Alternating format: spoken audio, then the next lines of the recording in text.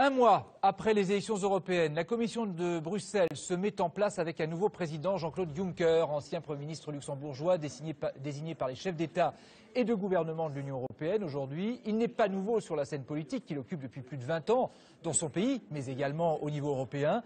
Il était le candidat de la droite qui reste majoritaire au Parlement européen. En direct de Bruxelles, nous rejoignons Pascal Verdeau. Bonsoir Pascal. Le choix de Jean-Claude Juncker à la tête de la Commission européenne, quel changement faut-il en attendre par rapport à José Manuel Barroso, qui le précédait et qui était réputé très libéral? Bonsoir Francis. Vous savez, Juncker est d'abord un chrétien social, donc plutôt à gauche, dans la famille de droite. C'est un homme de conviction européenne, contrairement à Barroso. Il est partisan aussi de la régulation financière. Lors de la crise des subprimes, il avait même dénoncé l'économie casino des banquiers.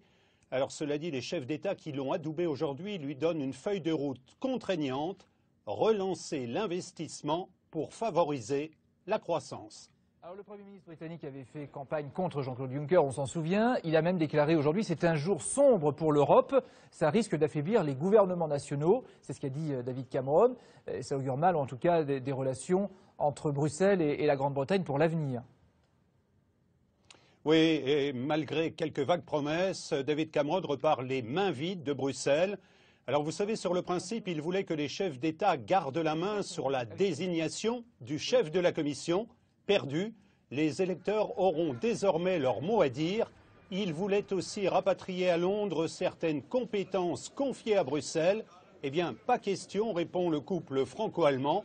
Échec donc sur toute la ligne européenne, sauf à domicile chez les europhobes. Cameron, en fait, est en retard sur l'histoire. Il s'est isolé lui-même.